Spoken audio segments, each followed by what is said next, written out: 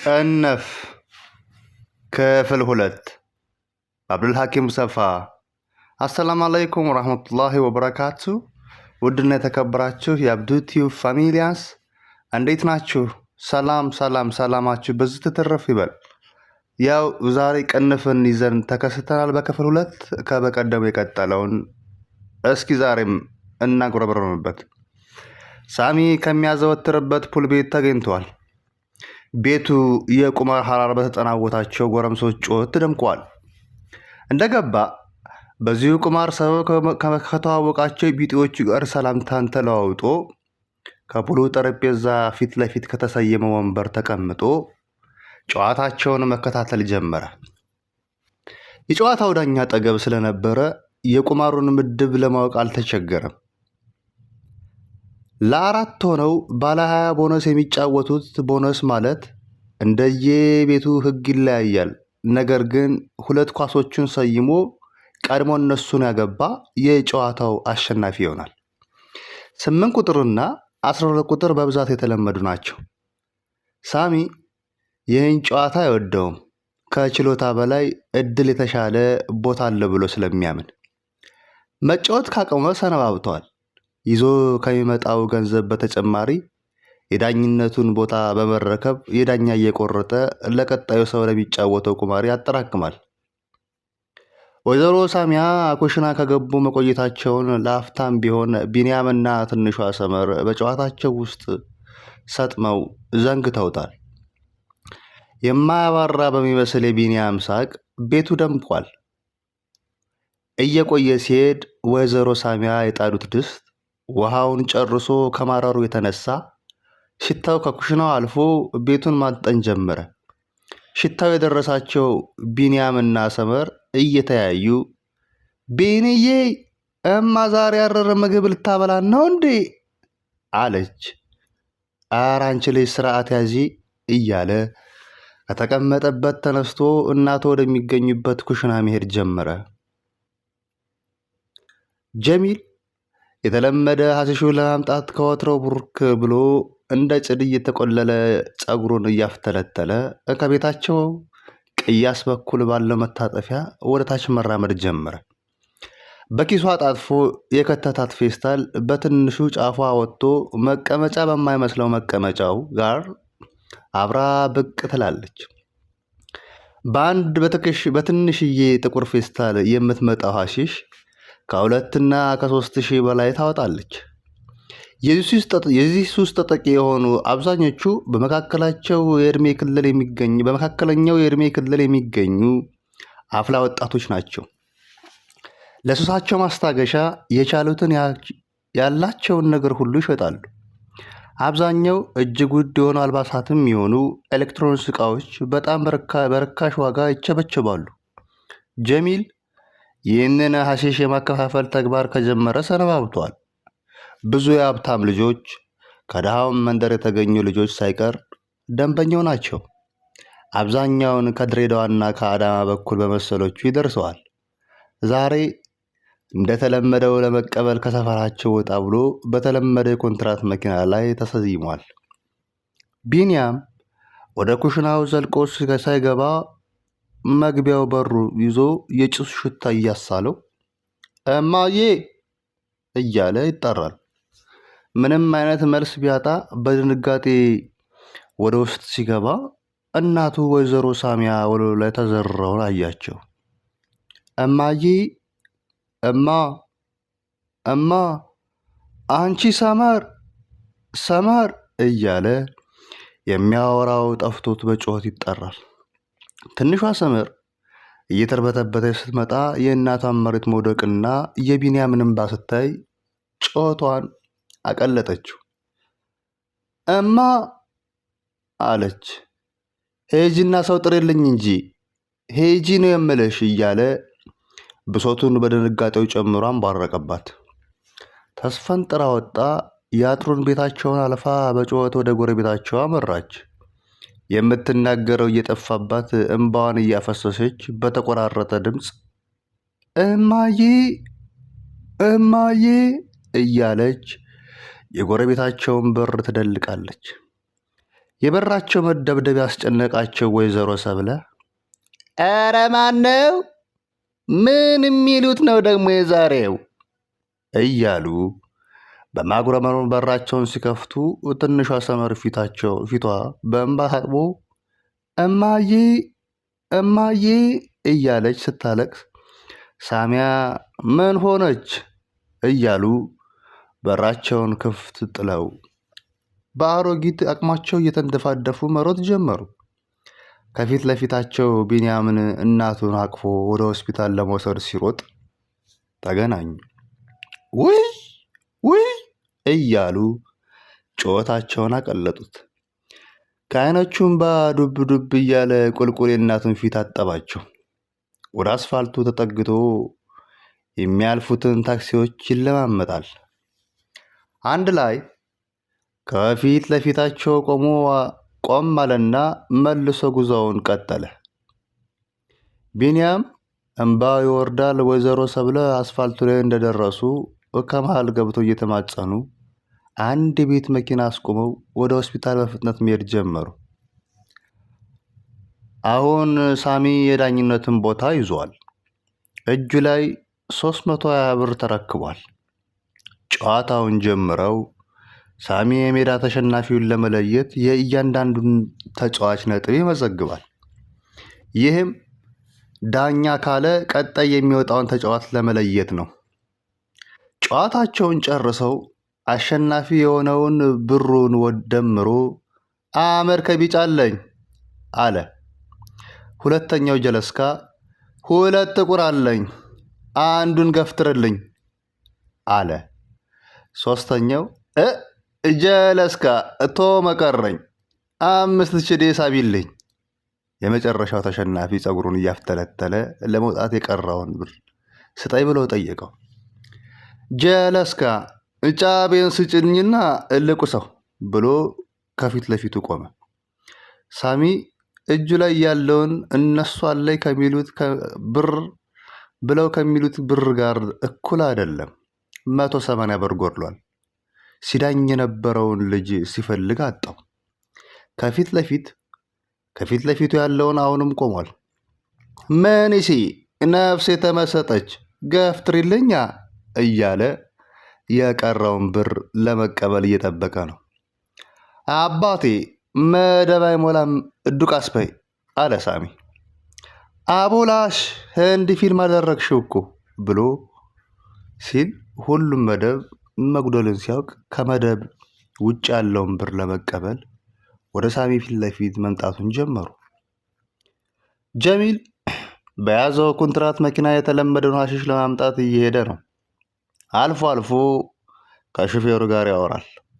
ሾፌሩ ወዴት እንደምነዳው አልነገርከኝም አለው። ንዳው ወደፊት እነግርሃለሁ አለ ጀሚል። የማያርፉት ጣቶቹ ፀጉሩን በማፍተልተል ስራ ላይ ተወጥረዋል። ቀኝ እጁን እስከ መሃል በከፈተው የመኪናው መስኮት አስደግፎ ጣቶቹን በፀጉሩ እያጫወተ በመኪናው ስፖኪዮ በኩል የኋላውን እያየ ዝም ብሏል። ደግሞ መንገድ ላይ እንዳትቆም ፈጠን አርገህ ንዳው ቶሎ መድረስ አለብኝ እያለ ለሾፌሩ ትዕዛዝ ሲሰጥ በመሃል ስልኩ ጠራ። ቁጥሩን አውቀውም ምናልባት ከደንበኞቹ አንዱ ይሆናል በሚል አነሳው።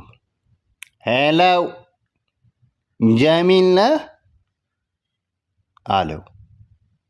አዎ አሁኑን ወደ ጥቁር አንበሳ ሆስፒታል እንድትመጣ አለው።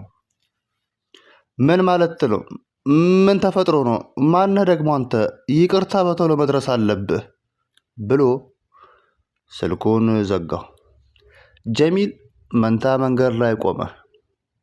የሚያመጣውን ሐሺሽ ጋር ሂደህ ወይስ በድንገት ወደ ተጠራበት ሆስፒታል መወሰን ከበደው።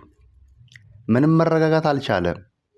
ሾፌሩ የሚሄድበትን እስኪወስን ወደ ዳር መኪናዋን ለማቆም የመኪናዋን ነዳጅ ሲያቀዘቅዝ ጀሚል በንዴት ንዳው ወደ ጥቁር አንበሳ ብሎት በድጋሚ ነዳጅ መስጫውን ረግጦ መንዳት ጀመረ።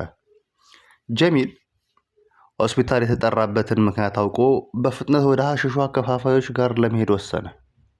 ቢንያምን እናቱን ወይዘሮ ሳሚን ወደ ሆስፒታል የድንገተኛ ክፍል ገብተው በዶክተሮች ክትትል እየተደረገላቸው ነው። ወይዘሮ ሰብለ ትንሿን ሰመር አቅፈው የዶክተሮችን ውጤት ለመስማት በጭንቀት ተወጥረዋል። ትንሿ ሰመር አሁንም እማዬ እማ እያለች ሳግ ይተናነቃታል። ቢንያምን በተጫዋችነቱን ማራኪ ፈገግታውን በእናቱ ድንገተኛ ምክንያት ጥላሸት አጠልሽቶበታል። እነዛ ደግሞ እሳቆቹ ዝምታ አሸነፋቸው።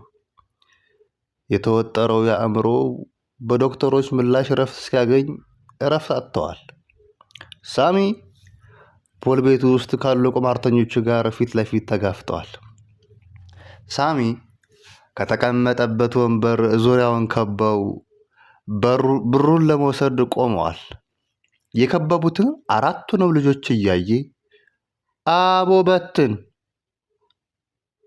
እስቲ እያለ ከተቀመጠበት ወንበር ተነስቶ የመደቡን ብር ኪሱ ውስጥ ከቶ የፑሉ ጠረጴዛ ላይ ዶክተሩን አስቀምጦ እሱም ከመምጣቱ በፊት የተጫወቱትን ጨዋታ ውጤት ማየት ጀመረ። እየቸከልሽ ነው ነፍሴ፣ አቦ ሞትክበት እያሉ ሁለቱ አጉረመረሙ። ሳሚ የንዴት ግልምጫውን እያሳያቸው ተንጣጣሽ ህዝቤ አለ። ከአንተም ብሶት ትቀውጠዋለህ እንዴ አለ አንደኛው። አባቴ አረጋጊው እያለ ሳሚን የሚያውቀው ልጅ ጣልቃ ገባ። አንቺ ዝም በይ ብሎ አራተኛው ልጅ ንቀት በሚመስል አነጋገር ፊቱን እየጨፈገገ አንቧረቀባቸው። ሳሚ እጅ ላይ 320 ብር ብቻ እንዳለ ነገራቸው። ነፍሴ ጥቁሬን ሳቢልኝ ጆካ አይመስጠኝም አለ። እኔም መስሚያ ጥጥ ነው ወፍ መስማት አለው እና እኔ በሸሉ ላልፍ ነው ጫቤን ዱቅ አርግልኝ ጀለስካ በይ አታስልጪ ውረጅ ቶመ አለ። ሁሉም ሳሚ ላይ ይጮኻሉ። ንዴታቸው እየጨመረ መጣ። ሳሚም ቆሽት ይዋሯል። ግን ምንም ማድረግ ስለማይችል ያለውን ገንዘብ አካፍሎ መስጠት ብቻ ነው አማራጩ። 200 አለኝ ለሚለው 150፣ ባለ 100 ደግሞ 50፣ ባለ 50 ደግሞ 100 ብርና ባለ 50 ብር ያለውን ደግሞ 20 ብር ሰጥቶ ዳኝነቱን ሊያስረክብ ወሰነ። የሚደርሳቸውን ሲነግራቸው ሁሉም ተንጫጩ። አቡ ሙርት ይዛለህ እንዴ አለ ባለ 200 አለኝ የሚለው። ባካሰግጥ አለ ወዲያው ከአፉ ቀበል አድርጎ ቁማርተኞቹን ንዴታቸውን እየጨመረ ሳሚም ትዕግስቱ ተሟጧል። አይመቸኝም ምናምን ያለ መቆስ ይችላል፣ የደንቡ የሚደርስሽን ሰጥሻለሁ አለ ሳሚ። አንተ ከየት አባቱ የመጣ ጀንፈል ነው በእናታችሁ ብሎ በሳሚ ንግግር የተበሳጨው ባለ 50 ብር ቀረኝ የሚለው ቁማርተኛ በንዴትና በንቀት እያየ ቃላቶችን ይወረውራል። ፖል ቤት ውስጥ ከነበሩት መካከል ሳሚን የሚግባባው ሌላኛው ልጅ ጣልቃ ገባ። ነፍሴ በቃ ላሽ በይዋ ፎግ የተገብቶለታል ነው በቃ ይላቸዋል። ያለችዋን ይበጥስና ሞክቷን ጋማ በይና ወደ ጉዳዩ እንግባ በማለት ጣልቃ ገብቶ ለማረጋጋት ሞከረ። ሌላ የተለየ አማራጭ ስለሌለ ሳይፈልጉ ይሁን በንዴት ተስማሙ። ሳሚ በኪሱ የከተተውን ብር ሲያወጣ እሱ ይዞት ከመጣው ጋር ተቀላቅሎ አንድ ላይ አወጣውና 320 ብር ቆጥሮ እየቀረው ወደ ኪሱ ሲከት ከነሱ ላይ ቆርጦ የወሰደው መስሏቸው ስድቡ ጀመሩ። አቡና ትላጣለህ እንዴ እያለ አንዱ ልጅ ወደ ሳሚ በይበልጥ ተጠጋ። ንዴቱን መቆጣጠር ያቃተው ሳሚ አንተ ሰገጥ የሰገጥ ልጅ ብሎ ሳይጨርስ ግብ ተያያዙ። ግማሹ የፑል ኳስ ያሻሻል፣ ሁለቱ መሰንዘር ጀምረዋል። ሶስቱ ብራቸው የጎደለባቸው አንድ ላይ ተደርበዋል። ሳሚ የሚገባባቸው ልጆች ለሳሚ አልተደረቡም። በማገላገል ውስጥ ገቡ። ሳሚ ከፊት ለፊቱ ያገኘውን የመጫወቻ ፑል ስቲክ ዱላ አንስቶ በቻለው ኃይል ያገኘውን መታው።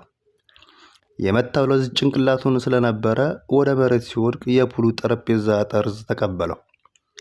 ሳሚም በሆነ ነገር ተመቶ እሱም መሬት ተዘሯል። አንድ ዶክተር ከድንገተኛ ክፍል ወጥቶ ወደ ቢንያም ቀረብ ብሎ አይዟችሁ፣ ምንም የሚያሰጋ ነገር የለም፣ አሁን ነቅተዋል፣ ትንሽ ሰዓት ይጠብቁን፣ ማየት ትችላላችሁ አለ። ዶክተር እና አሁን እማዬ ደህና ነች ነው የምትለኝ? አለ ቢንያም። አዎ ስጋት አይግባህ፣ ባይሆን ይችን መድኃኒት ግዛና እየቀረውን ስትመለስ እናወራለን ብሎ የመድኃኒት መግዣውን በወረቀት ሰጠው። ጊዜ ሳያጠፉ ወደ ደረጃው አመራ። ወይዘሮ ሰብለ ቢንያም ከመሄዱ ዶክተሩን እንደው ምን አገኛት ሲሉ ጠየቁት። እርስዎ ከእሱ ጋር ነዎት? አዎ ቤተሰብ ነኝ አሉ። እንግዲያውስ እርስዎን ማናገር ሳይኖርብኝ አይቀርም። አንዴ ቢሮ ጠብቁኝ። ትንሿ ሰመራውንም ለቅሷን አላቆመችም። እማዬ እማ እያለች ሳግ ባፈነው ድምፅ ታነባለች። ሰሙዬ እማ እኮ ተሽሏታል፣ በይ አታልቅሺ ብለው ወይዘሮ ሰብለ ሲያባብሏት ዶክተሩ ቀበል አድርጎ ሚጣዬ አታልቅሺ፣ ማማ እኮ ደህና ናቸው፣ አሁን ታያታለች፣ ካለቀስሽ ግን አይቻልም። እማዬ ጋር ትወስደኛለህ? አዎ ወስድሻለሁ፣ በቃ አሁን አታልቅሺ ሲል የሰመር ፊት ላይ የደስታ ፈገግታ ፍንትው አለ። ወይዘሮ ሰብሎን ቢሮ እንዲመጡ ነግሯቸው ሄደ። የሄዱት ተመልሰው ከረፍት በኋላ ይልና ቅንፍ በክፍል 2 ረዘም ባለው ክፍል 2 ለዛሬ እንደዚሁ አነበብ ነው። በቅንፍ ውስጥ አብረን ተቀንፈን እኛም ቀጣይ ክፍል ነገ በተራችን በሰዓታችን ይዘን እንመጣለን። ለነበረን ቆይታ ከልብ እያመሰገንኩ ውድ የሀገሬ ልጆች፣ ይሄ ቅንፍ በሚለው ታሪክ ውስጥ እንግዲህ በውጣ ውረድ ውስጥ የተሞላች የወጣትነትን ህይወት የሚዳስስ በተለይ በሱስ ዓለም ውስጥ ያሉ ሰዎችን የሚዳስስ ነውና ከዚህ አይነት ህይወት ውስጥ ያሉ ወጣቶችን ያስተምራል ብዬ ይዤው ካች ብያለሁ። ቅንፍ በቅንፍ ባጥሩ ውስጥ ሆኖ ጉዞውን ይቀጥላል። ክፍል 3ን ነገ እናስቀጥላለን ማለት ነው። ለነበረን ቆይታ ከልብ እያመሰገንኩ ውድ የሀገሬ ልጆች ቻናሉን ላይክ፣ ሰብስክራይብ እና እንዲሁም አስተያየትና ኮመንት እየሰጣችሁ አበረታቱ ትላለሁ። ከልብ አመሰግናለሁ። ያላ መልካም ቀን፣ መልካም ውሎ። ያላ ባይ